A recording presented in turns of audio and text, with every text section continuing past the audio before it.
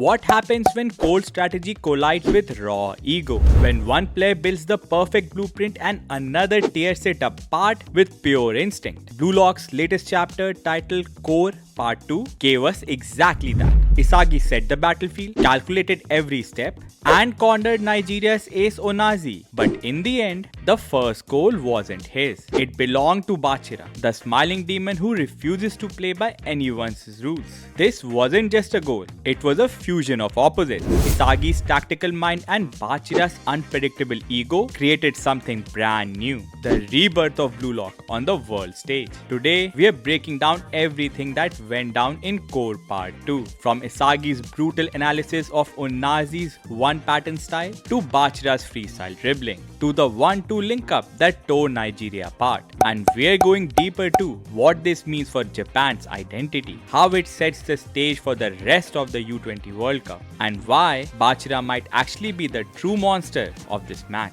But before we dive in, make sure to hit the like button, subscribe for more deep BLUELOCK breakdowns, and let me know in the comments, do you think this was really Isagi's goal, or did Bachira devour the spotlight? The chapter opens exactly where Part 1 left us, hanging the ball suspended mid-air. Isagi shaping up for what looks like a direct shot. Nigeria's captain Onazi, their stamina god and defensive wall, steps in and says, "I know your direct shots are dangerous." That means Nigeria has been studying Isagi and thought that easy way to stop Isagi is stopping his direct shot. Except this time, it's not alright. Isagi immediately cuts him down with a brutal dismissal. Still with that, you one-pattern bastard. This is peak Isagi, the kind of cold, surgical breakdown he's been sharpening since Bastard Munchen. He's not just playing football, he's dissecting his opponents like chess pieces. And what he reveals here is devastating. Onazi's strength, his endless stamina, is also his flaw. Nigeria's entire team is built around him. His ability to appear everywhere, to connect every play, to hold their formation together. But if he's cut out, if he can't touch the ball, Nigeria collapses. This isn't about neutralizing one striker. It's about ripping out Nigeria's heart. And here's where Isagi's genius shines. He doesn't just call Onazi predictable. He builds his entire strategy around that predictability. By baiting Nigeria into focusing on him, by making himself look like the direct threat, he ensures Onazi will be drawn in. And at the exact moment Onazi commits, Isagi flips the script. Instead of taking the shot, he whips a curved pass to Bachira. In that instant, Nigeria's captain Kuso realizes the horrifying truth. Japan isn't simply adapting to Nigeria's speed and stamina. Isagi has created a custom battlefield that isolates Onazi, strips away his influence, and leaves Nigeria defense wide open. Now the spotlight shifts. The ball lands at Bachira's feet, and this is where things get chaotic. The logical move would have been simple. Pass to Isagi or Ren. Both are already making forward runs. Both are safe options. But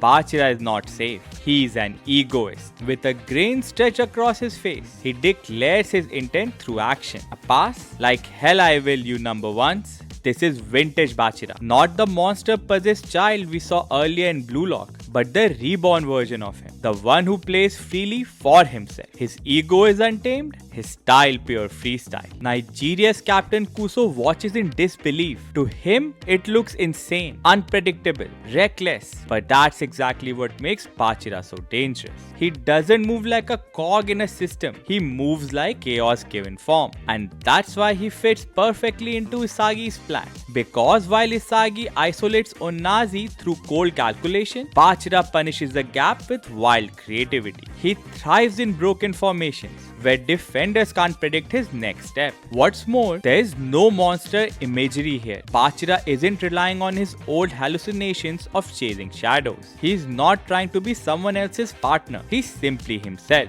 the monster with his ego unleashed. That difference matters, because Bachira is no longer the kid chasing after Isagi or Ren to validate his play. He's now a standalone monster, someone who can take Isagi's setup and explode it into something unpredictable. unpredictable. And this unpredictability, it's exactly what makes the following play so lethal. The fusion goal. At first, it looked like Bachira might release the ball. Both Isagi and Rin surged forward, eyes blazing white with focus, ready to pounce on any opening. But then Bachira sneers at the thought and declares, "Who said I'd even pass to you number ones?" From that moment, it's pure chaos under control. Bachira drives straight into the Nigerian defense, weaving past Isagi, slipping by Ren, and leaving Kuso and Onazi grasping at shadows. Then comes the audacious touch. He nutmegs Obabona, drawing gasps from the crowd before unleashing his shot. The net ripples.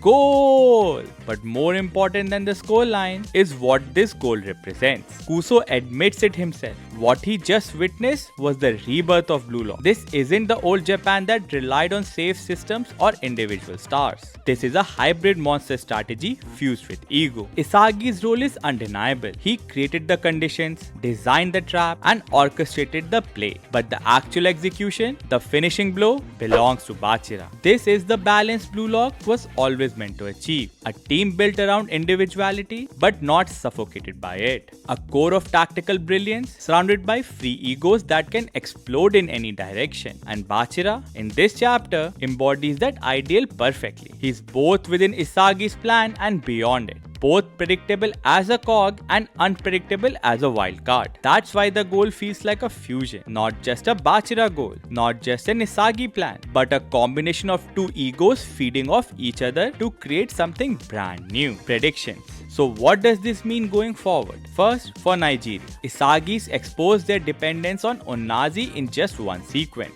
If Japan can continue to isolate him, Nigeria's stamina advantage could crumble. The real question is whether Onazi has another gear, a way to evolve mid-match, or whether Nigeria has hidden card waiting to be played. Cause as we all know, Blue Lock always comes up with the unexpected when we think it's all over. Second, for Blue Lock itself, this chapter shows the evolution of Ego's vision. From the beginning, Blue Lock was criticized as selfish, a program that would break team cohesion for individual egos. But here, we see the opposite. Ego and strategy combining into something stronger. Isagi as the core isn't about him hogging the spotlight. It's about him designing a framework where other egos like Bachira can flourish. That's why this goal feels symbolic. It's proof that Blue Lock isn't just about creating one superstar. It's about creating a team of monsters who can coexist and feed off each other's egos. And finally, Bachira. This chapter might be his true rebirth. Not as someone chasing the monster, not as someone needing a partner, but as a player who can devour the spotlight even inside someone else's plan. The foreshadowing is clear. If Bachira can shine like this under Isagi setup, what happens when Rin,